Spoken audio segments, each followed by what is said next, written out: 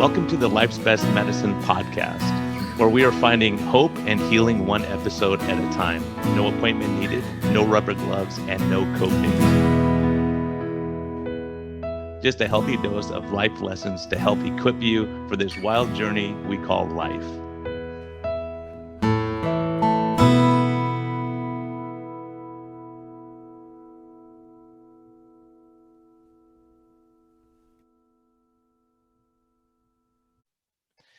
This episode of Life's Best Medicine is brought to you by the great people at Simply Snackin'. 10 flavors of beef and chicken, humanely raised, grass-fed beef, free-range chicken. And I'm excited about the 10 flavors because I'm heading off to the jungles of Guatemala on a medical trip, and I can have a new flavor every day and not get bored. I'm going to pack them in my suitcase because they're light and easy, and I could bust them out whenever I need to. So if I get stuck somewhere and everyone's eating terrible food, I could have some healthy, great snacks and still stick to my low-carb lifestyle. So thank you, Simply Snackin', for again sponsoring this episode and for bringing these important stories to the people. Thank you very much.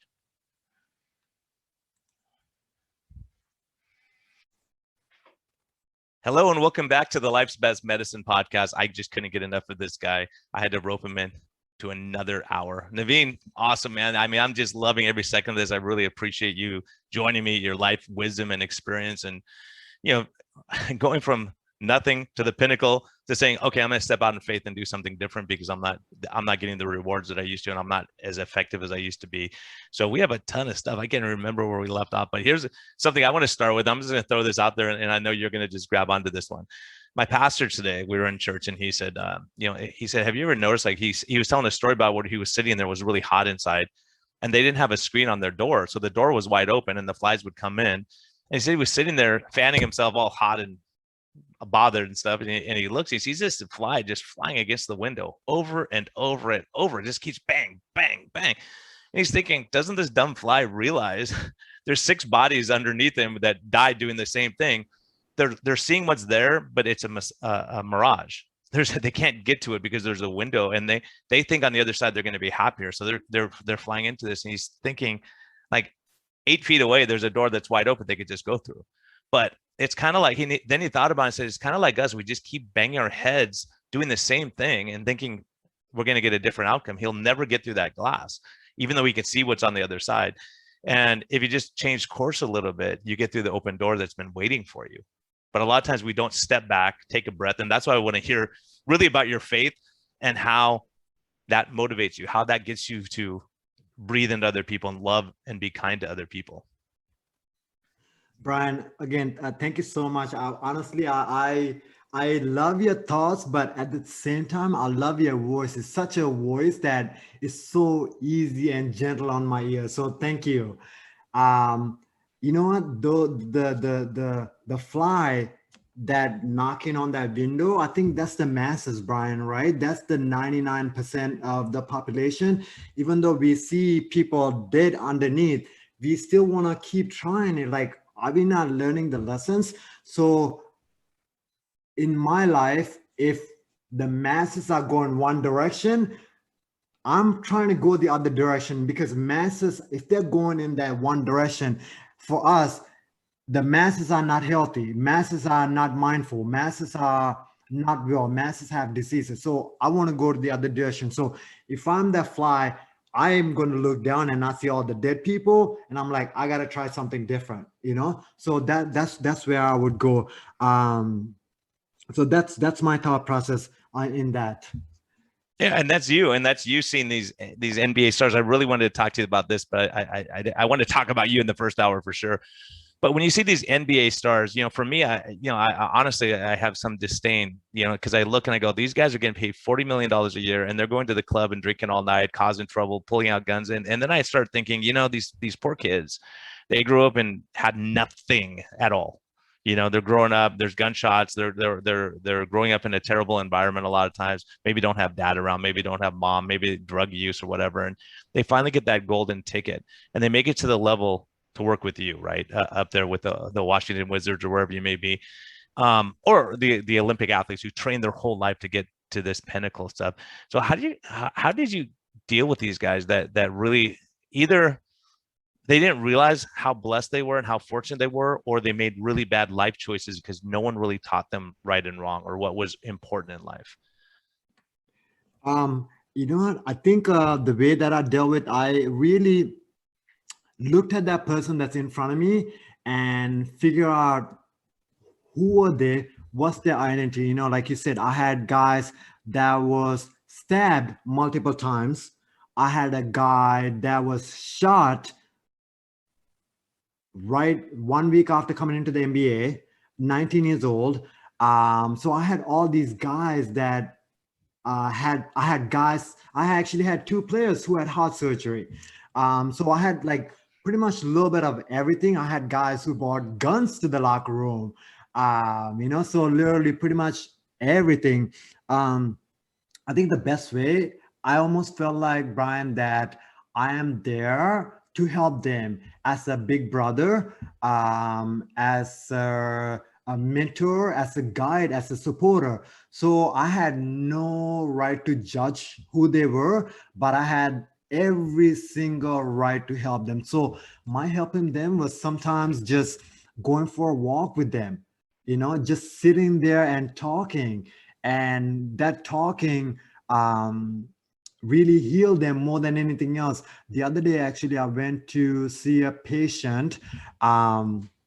He was working out and his hand got caught up in a machine. So he pretty much lost the three fingers and they had surgery. And this kid was out, like literally mentally like suicidal. So I didn't know that until I went to talk to him. I went there, I treated him, I worked with him, and then literally I end up talking to him for like 2 hours.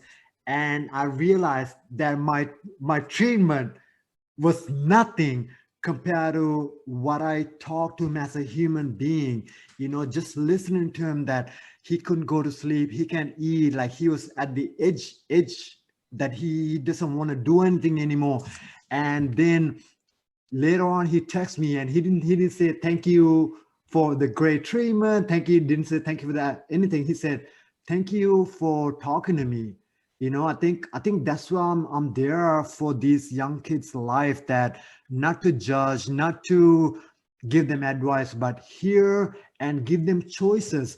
Brian, everything that we do in life is our choice.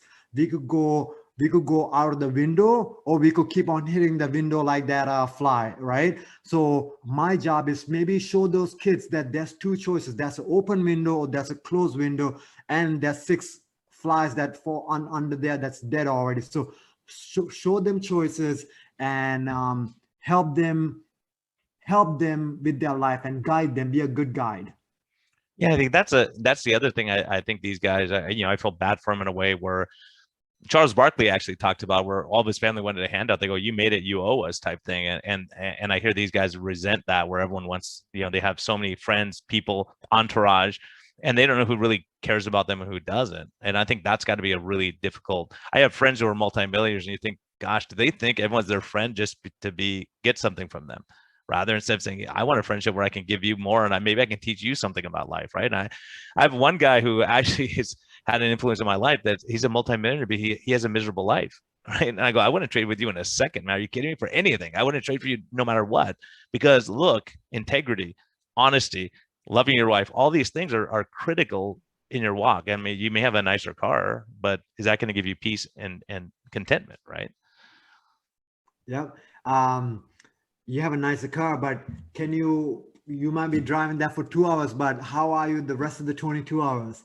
Are you burning inside or happy inside? I want to be like those kids in El Salvador and Tanzania and Sri Lanka. I want to be happy 24/7, not only the uh, couple hours that you're with the beautiful girl, or the couple hours that you're driving that nice car or the yacht or the whatever. I want to be in the state of meditative. I want to be in the state of happiness all the time.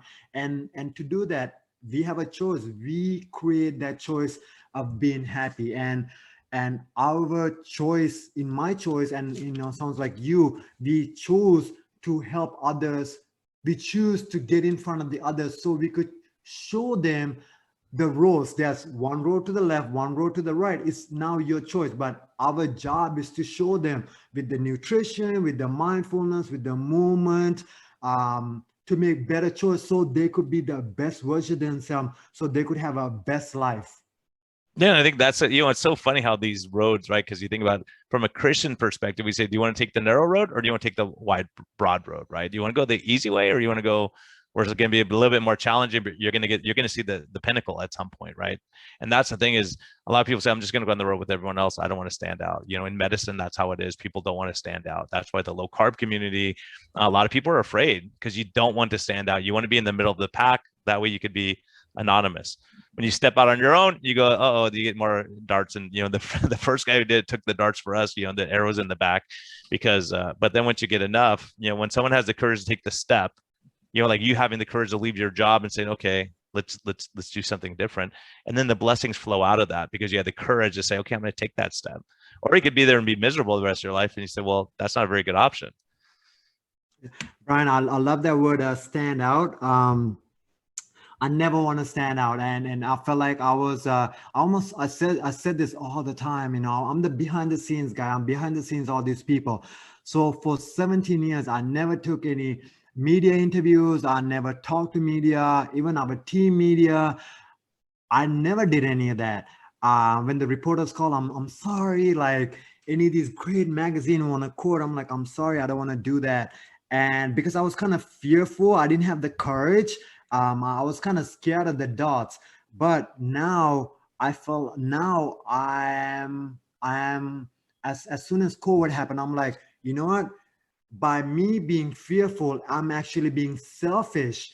I'm scared. I'm actually being ego, even though I'm thinking, oh, I don't want to get out there because my fearness, because I am scared of my ego being disrupted. So I decided, like, you know what? My purpose is to really help. So during the COVID time, MBA shut down, I couldn't really help and touch and heal people. So I started the podcast, and where I never did any public speaking. All of a sudden, for today I have done 40 interviews and I already been on like 15 podcasts, and I'm like, I want to get this information out. I want to be courage. It's okay if I get darts thrown at me, because I get so many messages. People are saying, oh my God, I didn't know this oil was bad. Oh my God, I didn't know this was bad mouthwash or bad things to cook or put on our body, like simple little things that might not make a difference that minute, but that's going to make a huge difference their life, their kids' life. So it's a blessing. It's a blessing. I feel like I want to stand out. I want to help people. It's okay. I'm going to take the dots, and those people who are throwing me dots, I won't be able to change them anyway. But as long as I'm helping that one person, that's enough. Yeah, I think that's how we feel. That's why it's so funny, our stories, because we could probably sue each other because we both are having the same idea with our podcast. We said, look, there's too much darkness, there's too much negativity. I want to give wisdom, life wisdom, right, for people. And we're doing the same thing at the same time. You do a shorter version, I do a longer, and I love your podcast and you love my podcast. And I think it's so great because we both say, oh wow, I learned something from this guest, or I want to get this guest on it here, their wisdom. Because a lot of the stuff I heard, I was like, wow, that's just really great wisdom that I can share with other people. Like I never thought from those terms, as far as like mindfulness and stepping back, taking a breath and start breathing. And for me, that's how I like when you were saying, you're talking about the NBA guys are just grinding it all the time. They're always grinding it, and it's a grind. It's not fun anymore. And that's what you're saying. You were starting to see it was a grind, and I was starting to see it was a grind. I'm like, I don't want to end up being like everyone else and not enjoying it. And just so here's a drug, see ya. You're right. I want to be a healer, and you want to be a healer. So, it's one of those things where you start realizing when it's a grind all the time. What I would say in my old practice was, it was like I was running on the treadmill that was too fast, and I could keep up now, but I can't do it for 20 years. I couldn't do it for 30 years. I couldn't keep doing that because it was a grind. So when you have a passion, you start loving it, like you get to meet all these different people. And I think you're like me. I'm not really impressed by how much money someone has, how, what they've achieved necessarily. I mean, I appreciate that and I respect that. But if they're a jerk, they're a jerk. And and then you don't spend time with them. So, or you try to say, let me try to bring light to you. Let me bring something that maybe redirects you a little bit. And so I think I think we're both kind of in that same mindset, because a lot of the wisdom you have from the Uber driver, right? This guy has, and I love it that you sat and talked to this guy, because a lot of times I've gotten such wisdom from the guy who's drives the boat or someone who whatever they do, and you go, wow, that's cool. How do you how do you do what you're doing? And so it's cool how we can pick up those things, right? And it doesn't have to be the NBA superstar, but it could be someone that never graduated third grade and they get it. They get life. Yeah, absolutely. Like I would say my purpose right now is teach people how not to grind in life, thrive, and have even a better success.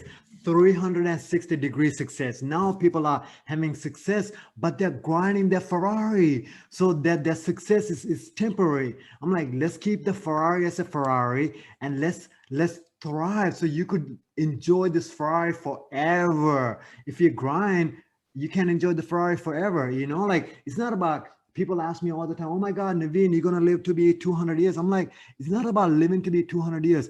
It's living today to the fullest. I might die tomorrow. Nobody knows. We don't know what will happen the next second.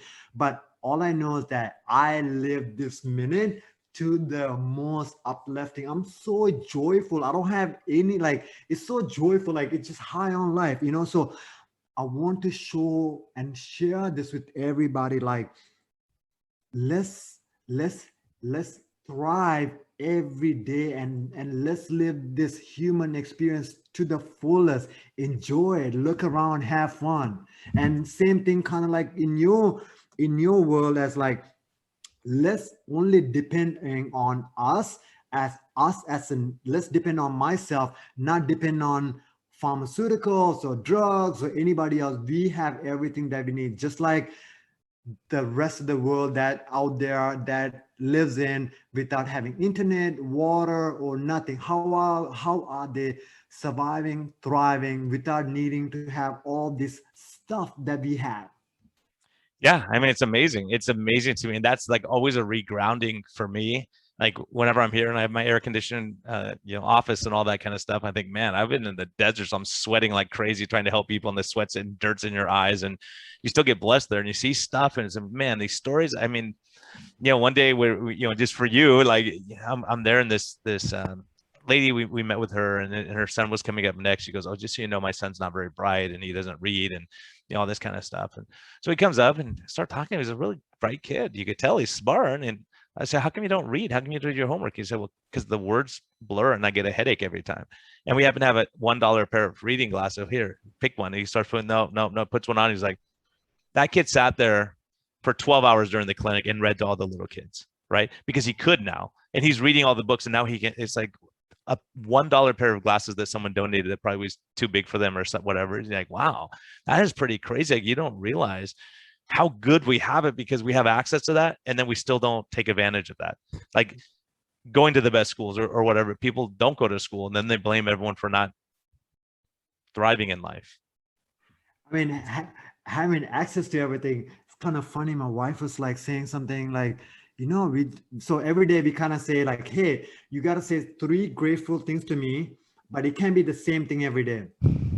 So it's got to be something different. And today that conversation turned into like, oh my God, like just the fact that we're always talking about like not getting involved with stuff, that people always getting involved with stuff. But just be grateful that we have the choice to have the internet, but we could read good stuff instead of getting involved in other stuff. So like that's kind of like 2 things, that just be grateful that we could read and have the internet and have all the access. At the same time, we know the choice of only reading what pertains to us and what's valuable to us. Yeah, it's where your focus is and what you desire after, because it's easy just to watch stuff that you don't get any reward from, right? Sometimes you hear someone's story, go, I want to read about this, and like one of the people you interview was saying, hey, I read about every superstar in the NBA and what their mindset was and what they did. We read about Michael Jordan, Kobe Bryant, and all these people who achieved. I think it was Parker that was talking about that, and his thing of sticking it out and grinding. And they said, well, no one from France is going to make it in the NBA. And he does, right? So, those kind of things where they didn't take the critics and they just kept going forward and they did what they had a passion for and worked hard. All these guys, I think that's a common denominator. A lot of these people just work so hard at their skill and their game, and they knew their role. you know? Brian, you said something about embracing. I wanna talk a little bit about embracing. A lot of people don't know that. I mean, a lot of people know that I really act what I preach about, as in, the four pillars of sleep, nutrition, mindfulness, and correct movement.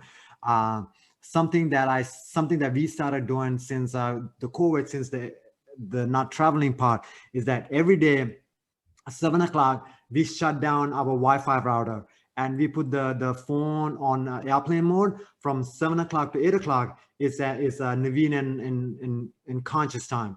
We sit on the floor, we sit on the couch, we just kind of move around and just talk about our evolving. How can we evolve? How can we manifest? And just talk about what's in each other's life, and then from 8 to 9 we just go into straight silence mode, as in like silence, just breathing in through the nose, out through the mouth, and just trying to stop the radio that we in our head. We call it monkey mind, we call it radio.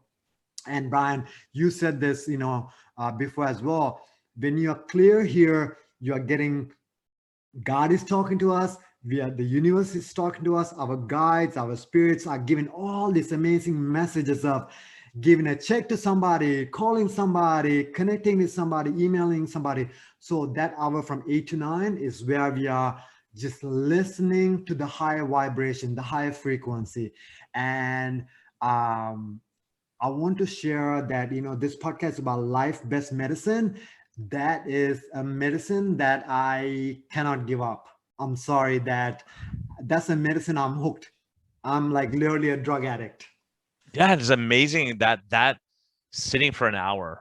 People don't realize how hard that is to do. When you have a crazy busy life and you have kids screaming and all this stuff going on and you got to pay the bills and you get to take an hour, whether it's doing devotionals, right, or reading about God, or listen to a talk, but I think silence, just sitting. Rob Sivas, he gave a talk and it changed my life because he said he sat there for a day and just wrote, what do I hate? What do I love? What's good? What's bad in life? What am I blessed about? What would I do if I could do anything in the world?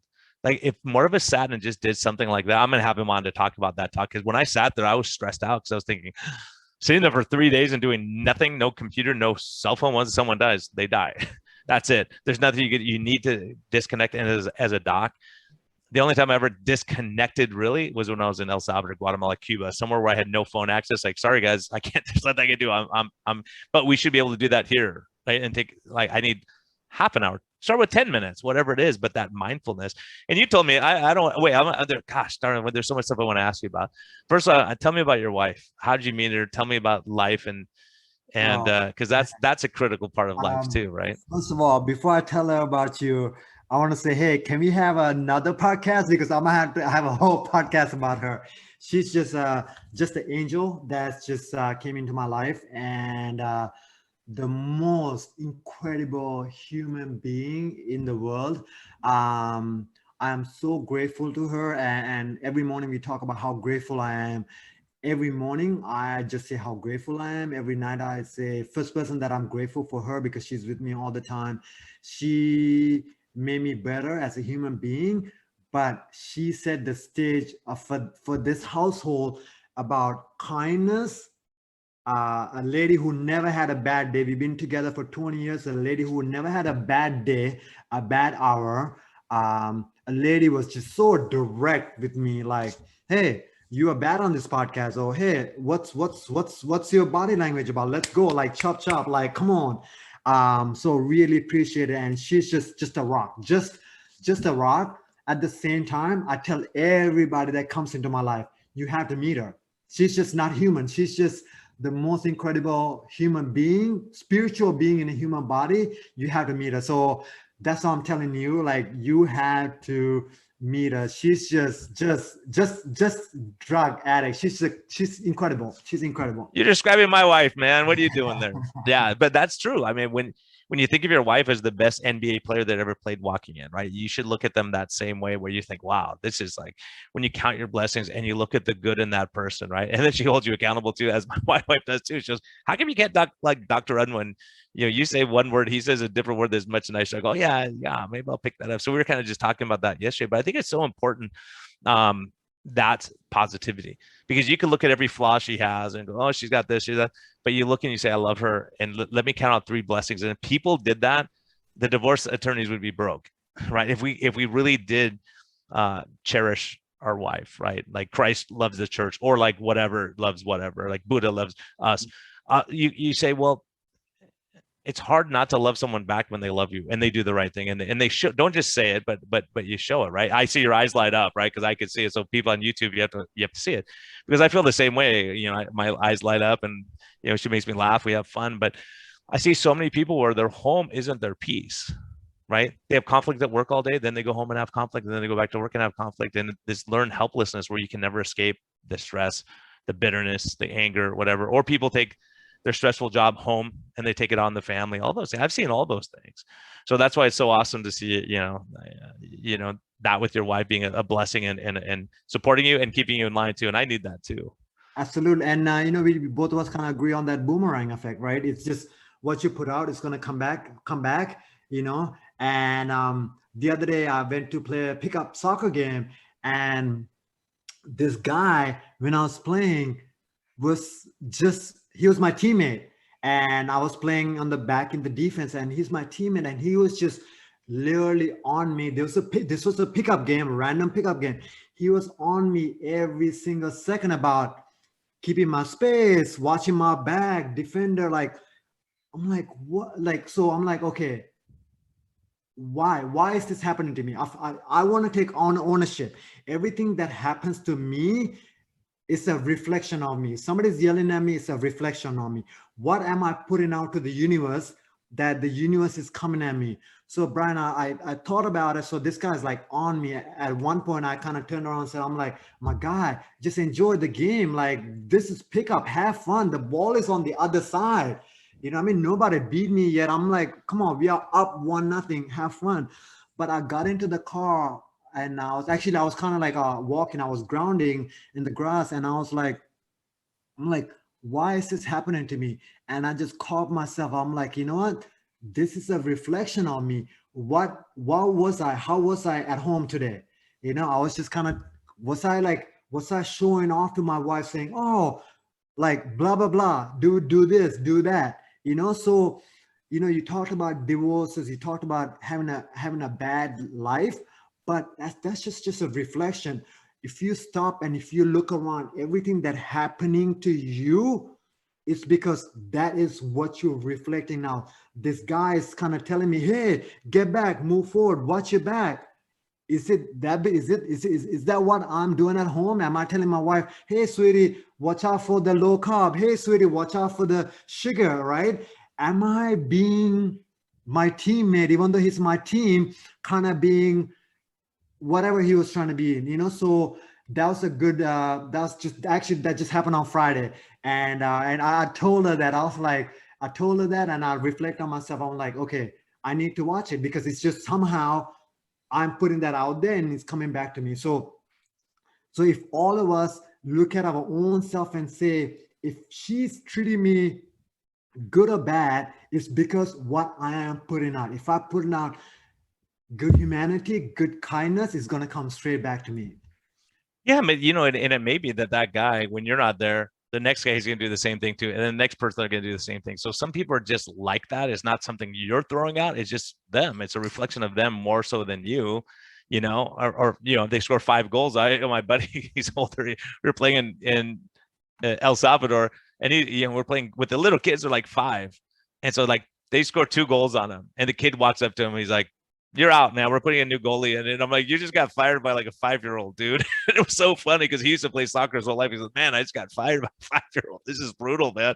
But anyways, it was fun. We were having a good time. But sometimes that's true, is that it's that person, they'll never be happy. Like, they want to boss everyone around. They want to take control. And because you're a submissive, calm, quiet guy, they want to be the alpha dog and take over and tell you everything what to do, because a lot of guys would have told, hey, you know what, man, right? And maybe had conflict. But I've had times in life where I have a guy, when I was doing my undergrad, I was in a pulmonary clinic, and the guy was hard on me, man. Everything was hard on me, like really brutal. And I started to resent him because I was like, this guy's so finally I called a meeting with him. I go, hey, I just want to know why you're so hard on me and you let everyone else slack. Everyone else doesn't do it and you don't say anything. He goes, Brian, because I see potential in you and I want to help you and I want to mold you. And I was like, wow. So we had a different relationship after that, because at first I was just annoyed by the guy all the time because he was very critical of everything. He goes, because I want to help you because I know you can do stuff with this. I know you're going to medical school. I know these things.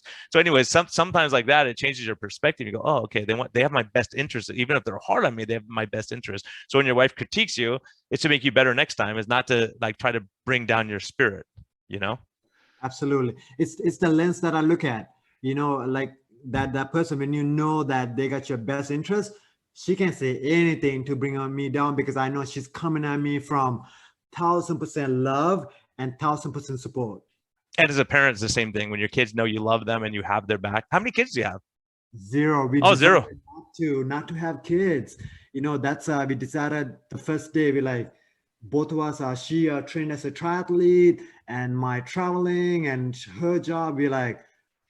And both of us had a really rough childhood, and we realized that we don't want to put anybody through that because of a busy schedule and because it's tough raising a kid, especially when you're traveling a lot and you're doing all that stuff. So it's wisdom to say, okay, this isn't going to be a good fit, but you adopt all these other kids as your own, right? And you go and help them and absolutely be a father figure. And that's really cool that you can do that, because sometimes we're called to that, right? And one of the NBA players 2 years ago, like, hey, by the way, you're my daughter's godfather. I'm like, what? Wow. So that was just crazy. So actually, we're going to see her this weekend. That's awesome. It's all that feel good, that relationship, man. It's really what it comes down to. Like when my uncle was dying of cancer, my dad said, what really matters? Like he was asking him that question because he's dying. And he goes, relationship matters. Like, your kids, your family, your wife, whatever it is, people around you. And I think that's so true. I think a lot of us miss out on that relating to people and understanding them and try to have empathy and understanding them. I think that's a huge thing. And I can see that you're empathetic with people that you help. Absolutely. You got to understand, like, no two people have the same karma, same journey. We have to understand. Where they're coming from. We got to see where they're seeing from. I think when we understand and see where they're coming from, then it's a game changer. It's really a game changer. Then we could really get into their head and help them. Yeah, I think that's it, is identifying rather than criticizing them for life choices and all that. So for you, if you have someone roll, we'll get clinical here for a couple of minutes. If you have someone roll in front of you, you have a patient. Who's your ideal patient? Who's your worst patient? Oh man, worst patient is that's a tough one. I don't know. I really don't know. Worst patient is that somebody have their own ways and doesn't want to change. They won't help, but they don't want to change. They not can't really. They want. They keep flying into the window. Yeah, they keep like you're flying into the window. You're sunburned. You get out of the sun at some point. Right, and they are reading 10 different articles on the internet, and they are like questioning like, okay, this doctor wants me to take this, then they're taking 10 different supplements, but they don't want to maybe take their shoes off and walk outside on the ground. So I would say that's they don't want to do the little things. I would say that's the tough person. I think the easiest person is everybody that comes to my life. Seems like, they're just dialed in, like literally, I love that I could have this conversation as in, grounding and sleeping and water and cod liver oil or liver or insulin. Like people resonate, people understand. It's like, let's go, like breathing, how to breathe, what nostrils to be, looking at the dental, looking at the otoric, looking at the glasses, just holistic 360-degree approach. That's my patient, that who gets that everything's connected, sleep connected, nutrition's connected, mindfulness connected, and movements connected. The patient who understand that it's not about CrossFitting every day, or it's not about eating organic every day, so it's not about eating sleeping every day, or it's not about being mindful every day. It's about connecting everything. And like you said, connecting with family, connecting with people. It's about It's about being in a state of well. It's not 1 minute, 1 hour. It's about state of being, and that's my ideal person.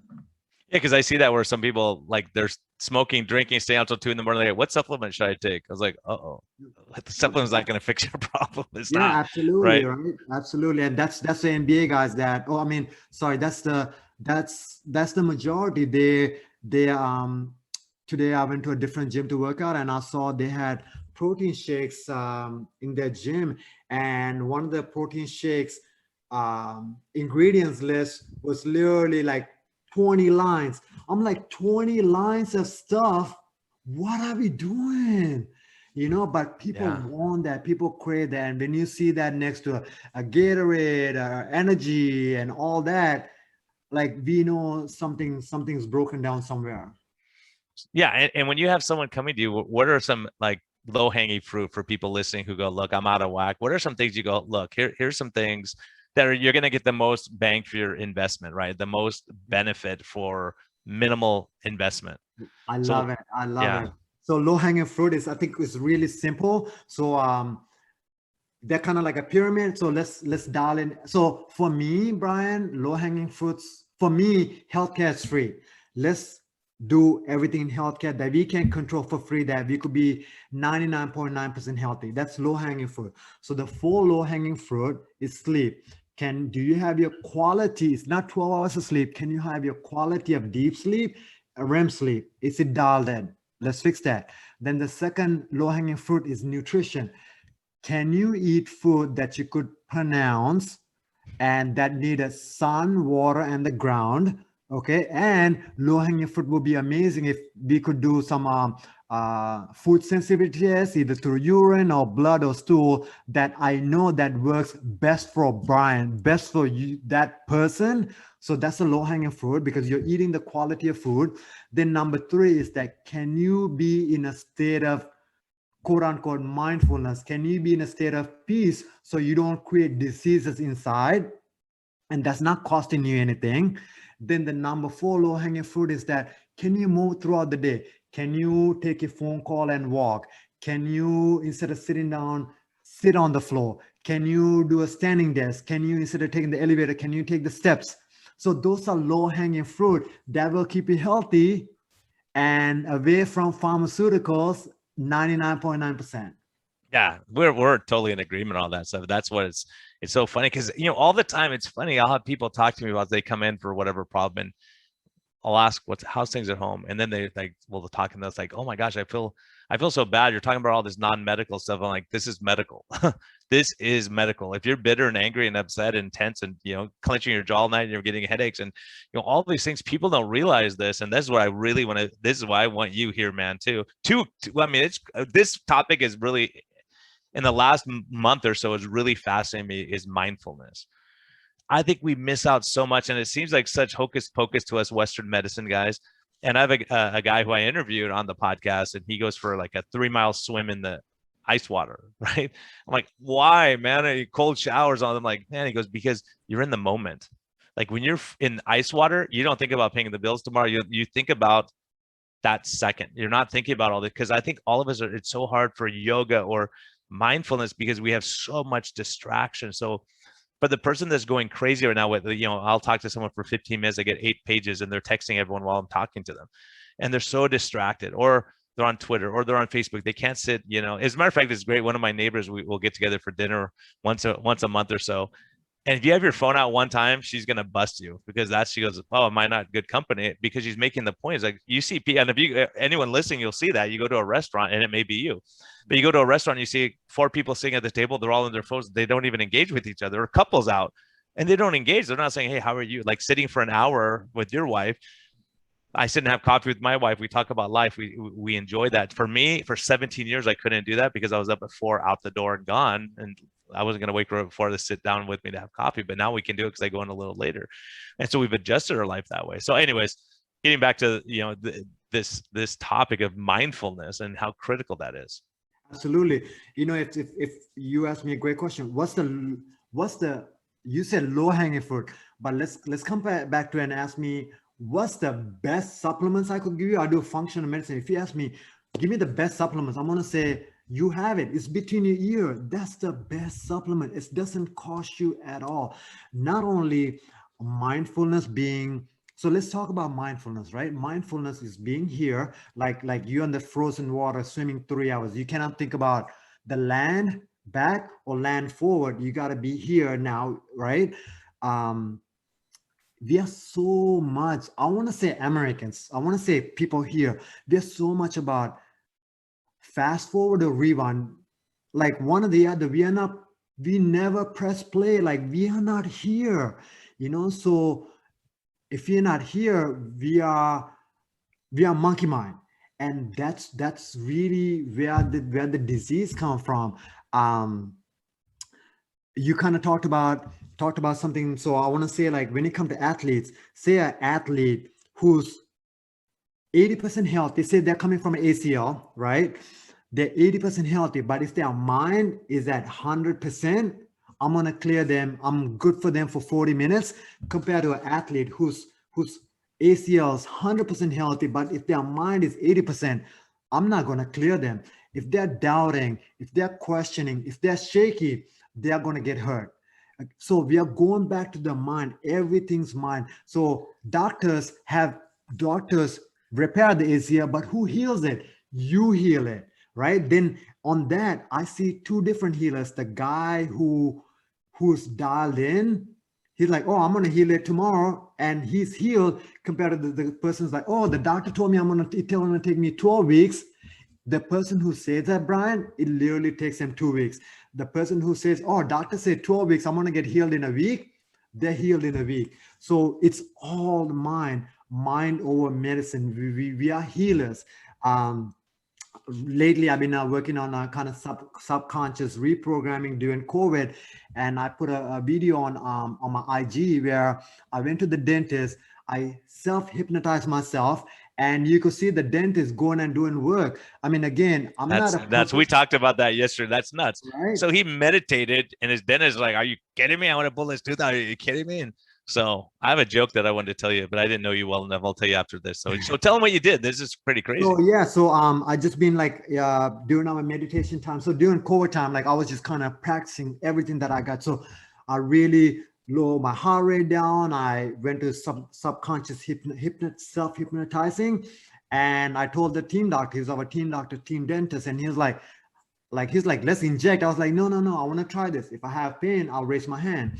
And I don't know who was more nervous. I think he was way more nervous than I was. And I videotaped, and it's in my IG. And he, you could see him. He goes there. He put instruments. You could see his assistant putting instrument, and he took the tooth out, that was broken. And what I'm trying to say is that if you look at it, people did hypnotic dentistry, right? Anesthesia came in like 1930s, 1940s. You know more than me.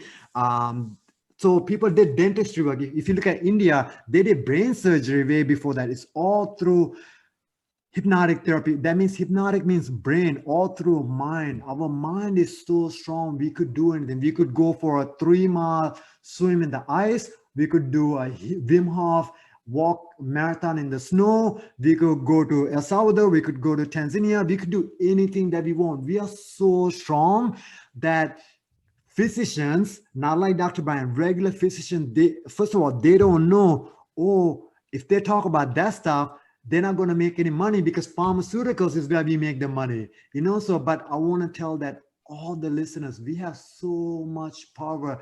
Just like if you say, when you say something on news like, oh, it's cold season, I'm going to get sick. So most likely that person is going to get sick that weekend. Or you could be the one say, oh, it's cold season, I'm not going to get sick. And that person will not get sick. It's all the mind over medicine. Yeah, mindset is so huge. And like that going in, like I would really have to be really confident going to get my tooth pulled without having anesthesia, right? But when I was in the third world in Vietnam, I'll never forget, these people were in line and they were numbing them before the procedure. And as soon as they numbed them, all these people start crying, like grown men. They're crying. And I'm like, ask them why they're crying. Why are they crying?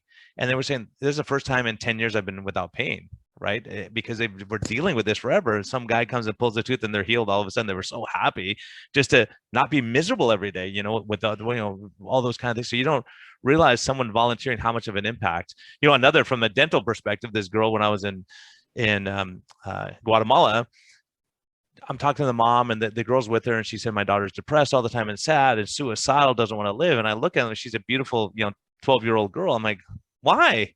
Why was she depressed? And then she'll show him, and then she smiles, and her teeth were terrible, right? So she's crying, says, can you help me? And what can you do? Can I get antidepressants for my daughter? What do I do? And so I walked over to the dentist. I said, do you think we can do something? And it happened, one of my favorite patients gave me some money for my trip. And my buddy Mark Hernandez, who I was telling you about, the ER doc, who was one of the earlier podcasts here, we all chipped in some money, and this dentist fixed her, man. I mean, put braces on, got her, and now she's straight A students, life of so happy, so joyful, and all that, because she was teased all the time, and everyone made fun of her, and it was miserable. But some people caring and just throwing in a few bucks at, well, we could went up to dinner. Right.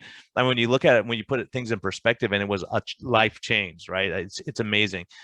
But the joke I was going to tell you was, this guy walks in the dentist's office and said, look, I want to get a tooth pulled like you. He walks in and goes, I want a tooth pulled without anesthesia. And like, a dentist, like, I've never done that before. That's crazy. Why don't you want? He goes, yeah, but it's really painful. It has to be out. And he said, I have a golf tee time in like 10 minutes. I can't wait for anesthesia and all this stuff to get ready. Gosh, I was like, I don't know. He goes, I'll pay you double. And he goes, okay. So he goes, hold on, I'll be right back. The guy goes out to the car. He brings his wife and he goes, honey, show him which tooth is hurting.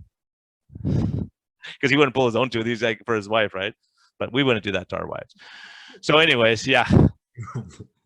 Anyways, let's get back to the medicine stuff, because this is awesome. I mean, this mindfulness stuff.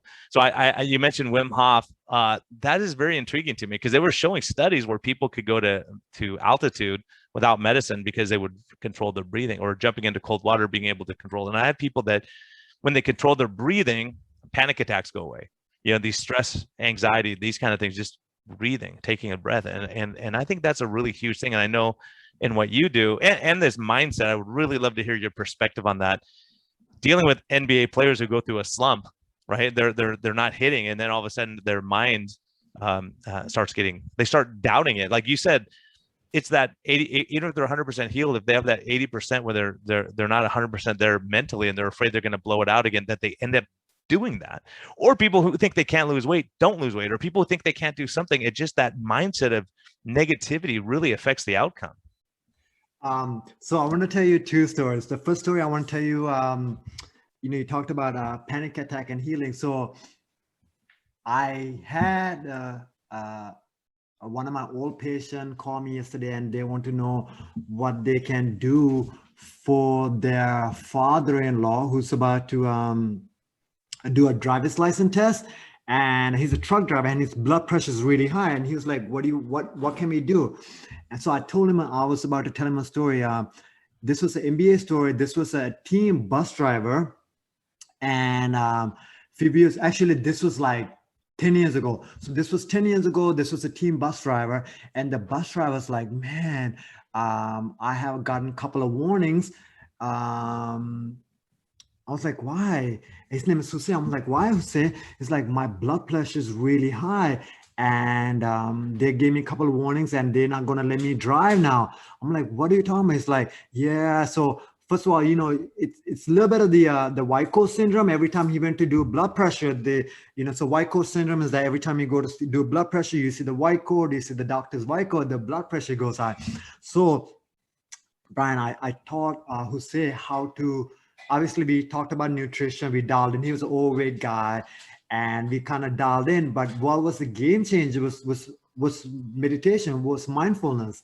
And this guy worked 3 more years, and he retired. And so he calls me, and he's like, man, you gave me 3 extra years. And I was like, really thinking, it was just breathing gave you 3 extra years of working,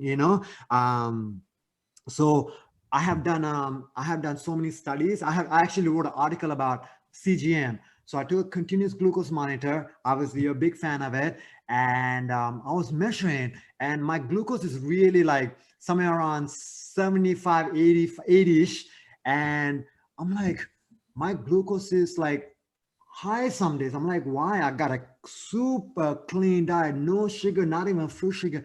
And I realized my sugar is high because I'm late to work and I'm in the shower. So my glucose was high in the shower, my glucose was high in the during the drive.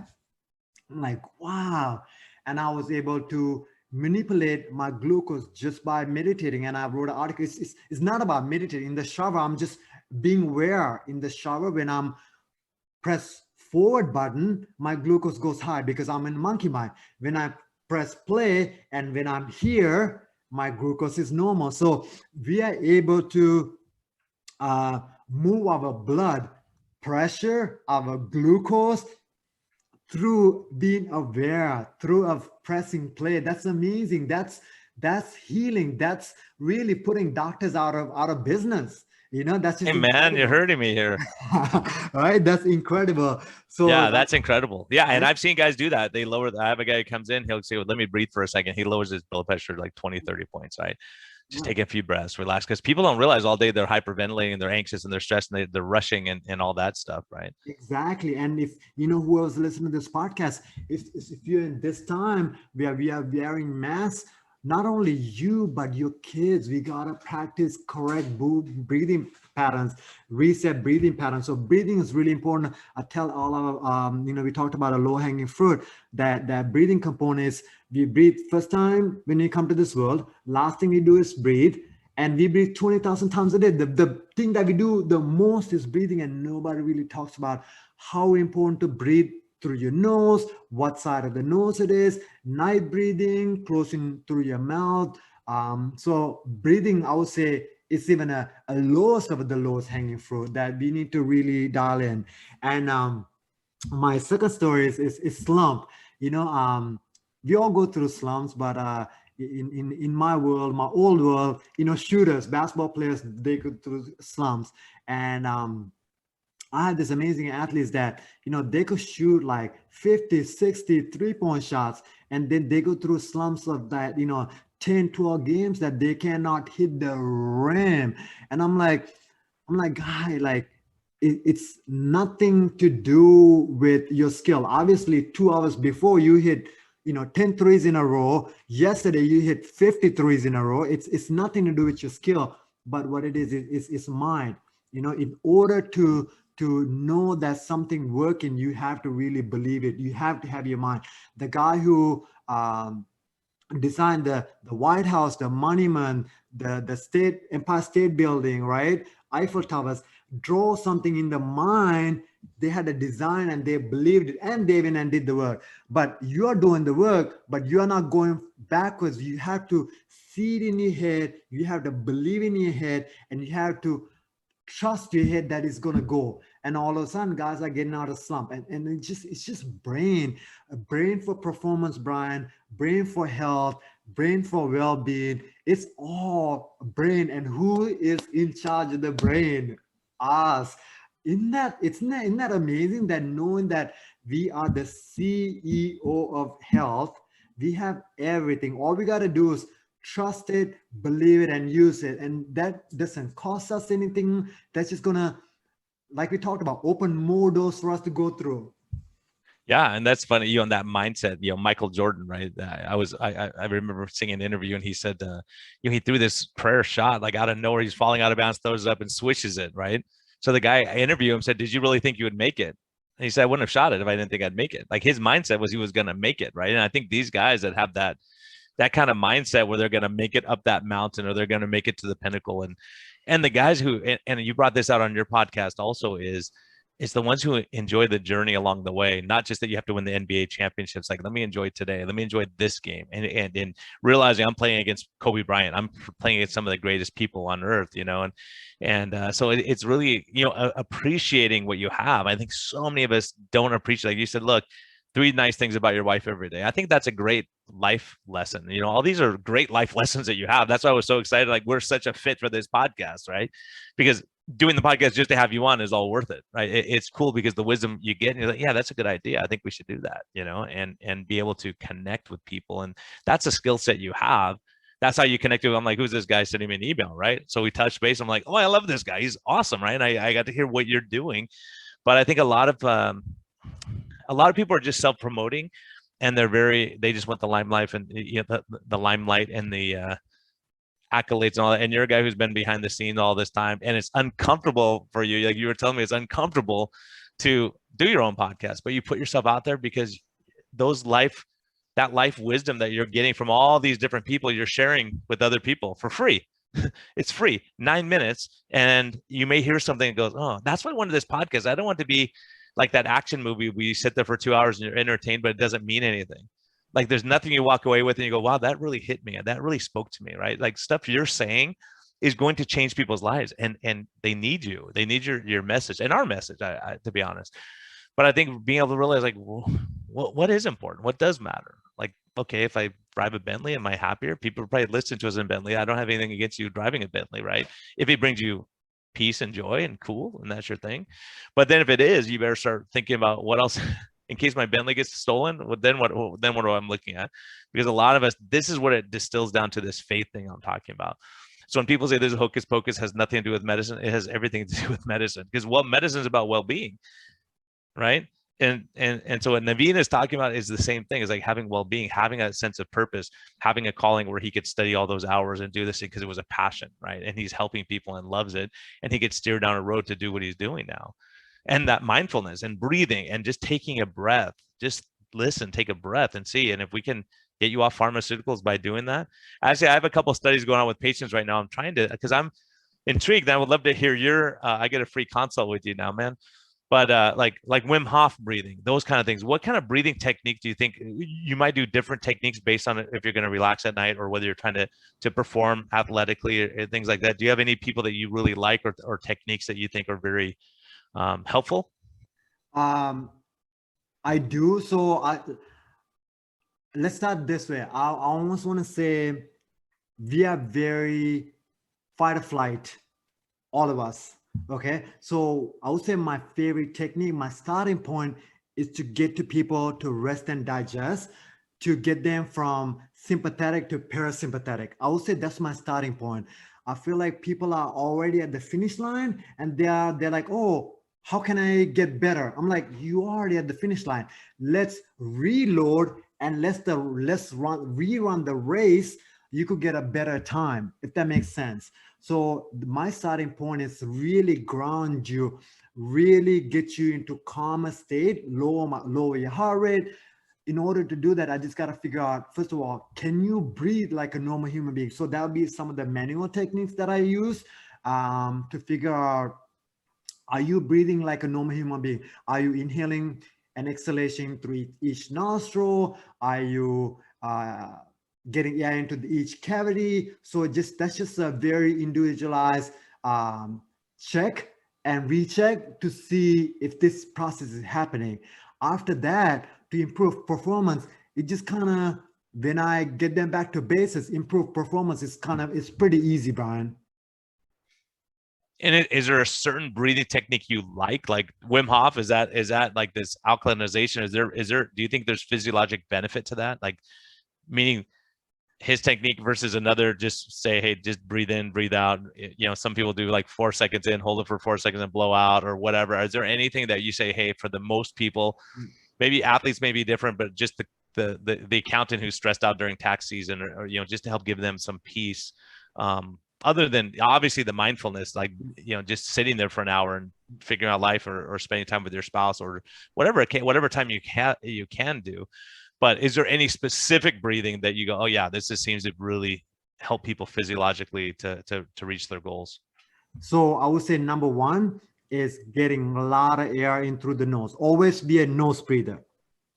By you going through nose breather, is automatic put us from fight or flight to rest and digest. So that's the best way to breathe through nose. And then breathing through the nose, then exhale. People always say it's okay to either exhale through nose or mouth, but in my world and my interpretation, I want them to exhale through the nose, because what happens is that if they constantly exhale through the mouth at nighttime, I have seen my patient population using the mouth as a breathing in through the mouth, out through the mouth, and that's a disordered breathing. That's why I tape the people's mouths at night. So my recommendation for just general open umbrella term, this is not very customized, but this is just like a big umbrella term. In through the nose, out through the nose, empty the gas tank, get all the air. We are not good about getting the air out because we are in such a rush. We are like, tiger's chasing me. I need air, I need air, I need air. So we like, so what we want to do, in through the nose, get all the air out. When you have no air, count to 4. 1, 2, 3, 4. Then that's that control alt delete, that reset of the computer. That's when you go downstairs and turn the fuse back on. Then breathe in. That's where the magic happens. So it's pretty much breathe in, get all the air out, empty the gas tank, wait for 4 seconds, 1001, 1002, 1003, 1004. Breathe in. Now you're like, wow, I'm high on life. Like that's like a low shot of energy, shot of injection. No, it's awesome. Yeah, that's just things like that. There are that simple that can. That's simple. That's simple. How about someone, if they're an app like the basketball players, would they breathe a certain way during games that would give them more endurance? So great question is what they not do. So what I would do is that every free throw line, let's practice the tigers not chasing your breathing pattern. So what happens that these guys are even during the free throw line, they're like, so they're fight or flight. They're how you say, they're struggling. Instead, if you slow your heart rate, control the breathing, now all of a sudden, next ball, they could run faster because they just refill their gas tank. So every dead ball, every timeout, every free throw, I teach them how to ground, how to go from fight or flight to rest and digest, so you could fill up your gas tank, then you could keep going. So every dead ball is filling up your gas tank. No, it's funny you say that. I was talking to a Navy SEAL, the same thing. He says, when you go through some of these, you have to run through this whole obstacle course. And at the very end, you have to lay down, hit this target. So these guys were so stressed for the time. They would get there, they would lay down, shoot, and they would miss. You miss the target, you're out. You miss twice, you're out. So he said he would run, get there and breathe and breathe and breathe and then shoot and hit the target, right? Because all these guys were such a rush to get the fastest time. Said, let's hit the target first, right? Relax for a second. So all those things, and these guys are it's amazing their focus they have to have. Like they're so focused on their target, but they also have to know what's happening outside their target too, right? So you have to be able to really be in the moment. And you're right. Like you said that one of your episodes before that, when you are present, when you're in the moment, when you're not cloudy, not only on the Navy SEALs, the basketball players, us, you see stuff, what's happening around you, in front of you. That's just being in a calm, present, happy, in a meditative state. That's where all the magic is. Like those are low-hanging fruit. Those are free 99. Those are cheap. Let's do it to be at the best medicine. Like this is the life's best medicine. Like what are we doing? Like let's eat the low-hanging fruit. Yeah, and be present. I think that's such great advice, man. You've given so much great advice, man. I got a free consult, man, for a couple hours here. This is awesome. Hey, tell me, have you been through the pits in life where you sit there and go through the really, really hard time? Like what got you through a hard time in life? Did you lean on your faith? Did you lean on like, I'm just going to work hard and get through this? Like, is there anything in life that you remember like going, wow, this is not good? Or you don't have to say exactly what that thing was, but where you had to sit on faith and say, okay, I'm a positive guy, but this is a bad situation, right? So for me, I had a situation where we had an office manager embezzle $500,000. So I was thinking, okay, I don't get paid and out of that, a ton of blessings. People say, oh, I'll take care of your kids for free. And I never had to take them up on it, but I didn't think I was going to get a paycheck. But then you think, okay, and that was one thing that leads, like we were talking about how that you go on that road. But when I decided to leave my practice, I thought I got embezzled for $500,000. So, okay, if I don't get paid for a month or two, I could survive that. Again, I did it before, and it actually brought us closer together. Why? Because at Christmas time, we spent time together because we didn't have money, right? You didn't have anything. So anyways, I think that, and plus I learned a heck of a lot. I came home and you learn a lot about how you live your life. Because, my neighbors, like my wife talked to the neighbors and they said, Brian, he brought his checkbook and goes, how much you need? to get through it? What do you need? Like he knew my integrity. And I'm good, man. But I appreciate, but I'll never forget that, right? When you're in need and someone wants to help you, just like when you help someone in need in Tanzania or wherever you go, and like there's something about that a reward that you get from helping others, and and it's harder to be on the recipient side, right? Because you and I are givers, and we're like, you're used to be the one helping. So was there anything like that in your life where you hit a pit and you go, okay, I got to get through this? How do I pull myself up? Um, you know what the funny part? You kept on saying both of us are like, both of us are so alike. But you asked me a question, and what you said was really, really amazing, because you said at your worst you learned a lot about you, and you learned that it brought you guys together. Kind of the same thing, that everything that happens to me, I kind of go through me like, this is a life lesson. I want to what is this situation telling me? And it's happening for me, for the good of me. So everything happening for me is for good of me, and I know that everything's going to be 100% fine, and everything always been 100% fine. So in knowing that, one of my friends said, my mentor said, surrender, trust, and don't doubt. So I just kind of go on this journey that I surrender myself. I trust that everything's going to be fine. Everything's always been fine. And I just don't doubt. I just kind of go along with that journey. Like, you know what, this is just going to make it amazingly great. Just like you learned it, you grew, you got amazing people came into your life. And so that's how I do it. So to answer your question, I really feel like I don't have any bad things that happened to my life, because everything happened for my life is for the best of us. Yeah, it may have been difficult, but you come out stronger at the other end. You go through the fire, you come out polished, right? Yeah, you like Yeah, kind of that's awesome, man. that I have that happened to me. So I think those are the stories that I could tell. My people that I come across, they're having surgeries or they're getting cut from team to team. I'm like, you're gonna look back from 10 years from now, you're gonna say, this is the best thing happened to me. And you grew up from this, and it challenged you and made you a better human being. So just cherish it, just enjoy it, just be at peace that you know that everything is gonna be 100% fine, because it was always 100% perfect. Yeah, I think it's such great medicine. Really, this podcast with you is such great medicine, because there are people sitting there right now. They're at the pit. They've lost their jobs, they lost their careers, their wife's stressed out, they're stressed out. They don't know when they're going to get back to normal life, when they can travel. If they love to travel, they're stuck in the house together, whatever.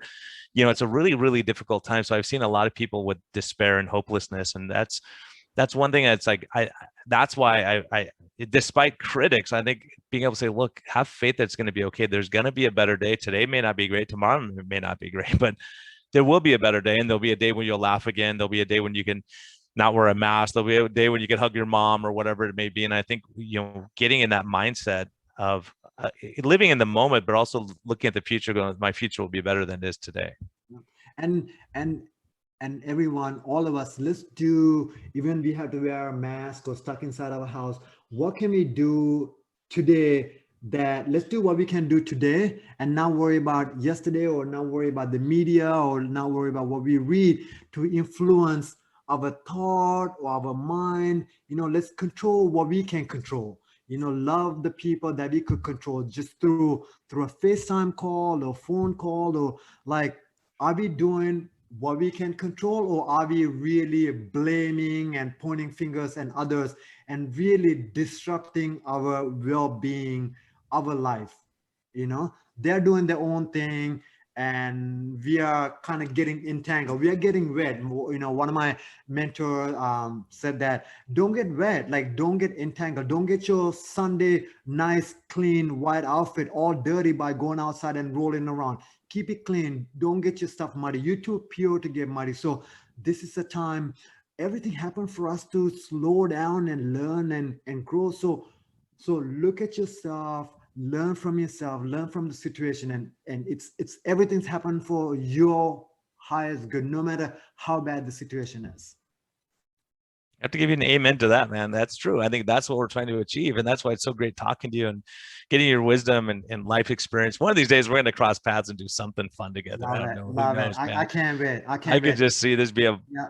You know what? you I know, actually, honestly, I kind of heard that story about, you told the pastor, and the pastor said, "Hey, you're going to Honduras," and the guy that, the same guy was your translator. oh, And yeah. when I was hearing that, I'm like, you know what?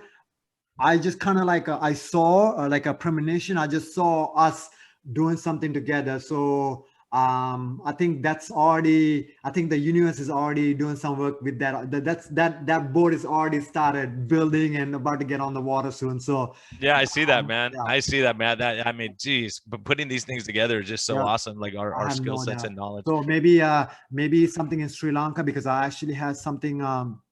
I was supposed to go to Benin after the basketball season last year, because I have a player from Benin, his dad, and from there I was supposed to go to Sri Lanka. So the same thing, kind of like what you're doing, like a little bit of initiative of starting about diabetics, nutrition. So now I know you do this already. I know you're an expert, and I know your kindness, I know your love, I know your energy, and you're the person that I want to have with me. So I'll I would, definitely. man. Could you imagine how much? What a great story, man. We could do a 20 podcasts from that experience. That would be so awesome. I love it. I love it.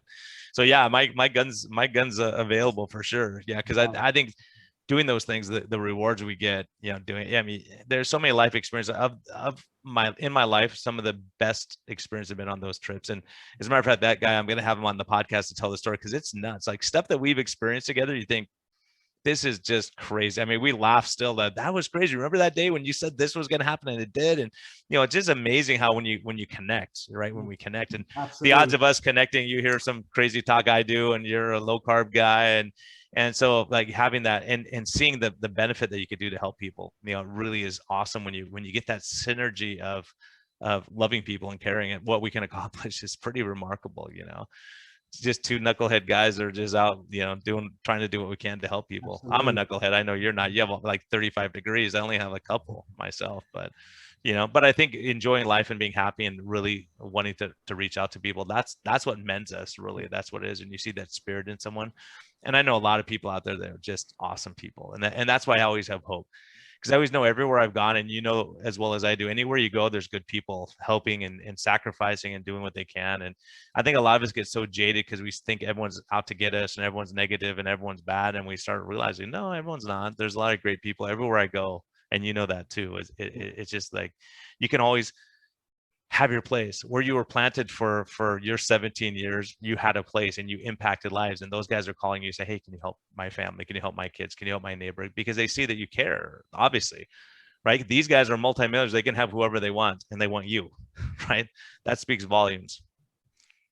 Absolutely. You in the beginning of the last episode, you asked me, tell me about you. I think now I kind of want to say that I'm a guy who's in my own journey. Obviously, I'm not perfect. I'm a human being. I'm a spiritual being living a human experience. I have my own journey. I want to get myself better. So I'm in this journey of evolving and growing every day. Then my other thing is just, how can I help you? How can I serve you? The person in front of me is there for a reason. It's, you call it synchronicity, divine mind, higher self, God, Buddha, Allah, Jesus. Put that person, and how can I help you? How can I serve you? There's no coincidence. There's no coincidence that I see you, I connected you. Everything happened for a reason, and let's take care of each other. And if there's a bad person, every banana tree has a bad banana, every grape have a bad grape, right? So every Ferrari company produce a bad Ferrari. So we don't need to drive that. We don't need to get that person in our life. That's toxicity. I almost tell this, Brian, this is one of my favorite stories, that the plug point, right? We love electricity. I wouldn't be able to talk to you if I didn't have electricity. At the same time, I know the electricity is so powerful, but I wouldn't put my finger inside the electricity. There's some people just like that. They're light bulb, but they're so electric toxicity. So let's not get tangled. Like, let's have their light in our life, just like a light bulb, but let's not touch the electricity wire. So if somebody's very toxic in your life, it's your choice to move away, just like how I moved my job, just like how you moved your life. We all have a choice. I think as a human being, nobody told me this, Brian. Like nobody told me I have a choice of a job. I have a choice of thoughts. Nobody told me that. I learned it. Thank God for these people came into my life and gave me these words of, hey, Naveen, you have a choice of thoughts. You could think your thoughts. You are the thinker of thoughts. My mentor, Jim Ford, said, you are the thinker of thoughts. So you could think anything you want about your wife. You could say she's pretty, kind, nice. Guess what? She's going to be pretty, kind, nice. It's amazing, right?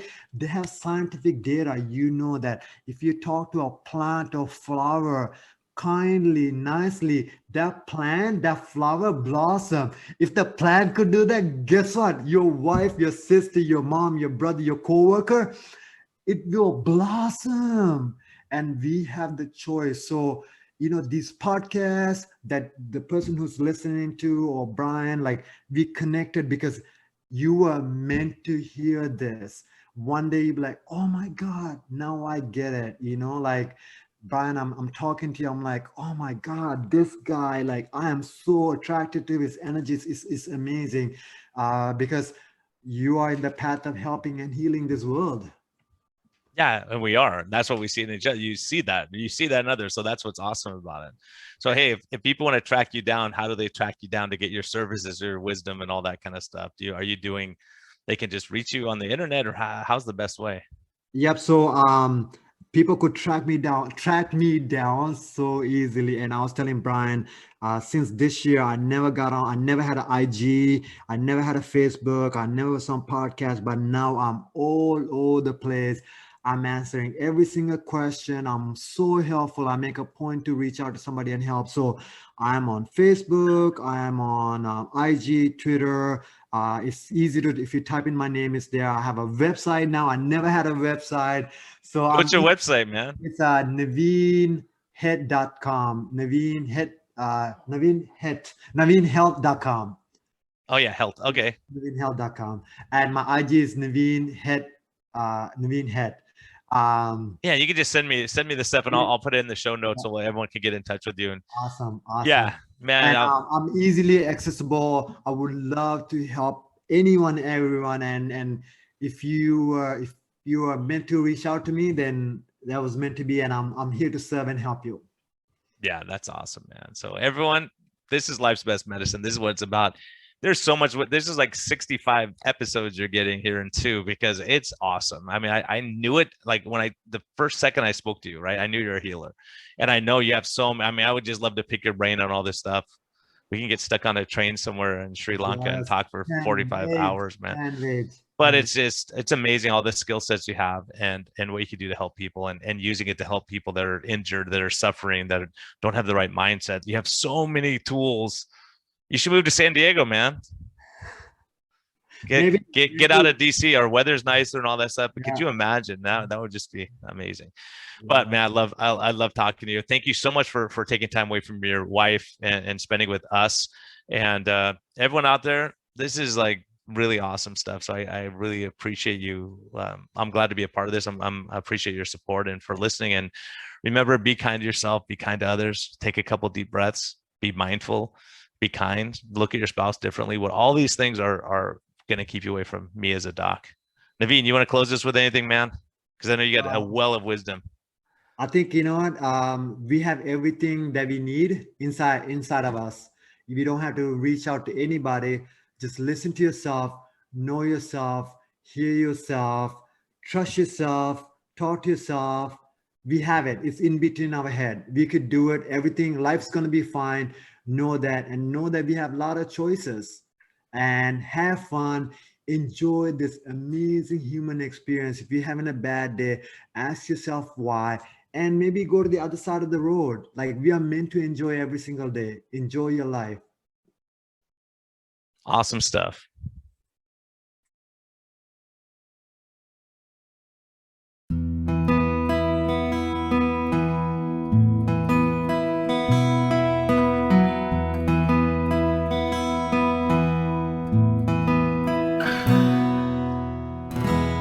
thank you for listening to this episode. We greatly appreciate your support. We would greatly appreciate a positive thumbs up on all of the platforms like iTunes and Spotify or wherever you're listening. And we just thank you for our Patreon supporters. We greatly appreciate your help in getting this message out. We think there's a lot of important information, and hopefully this helps you. Have a great day, and thank you for listening, and thank you for your support.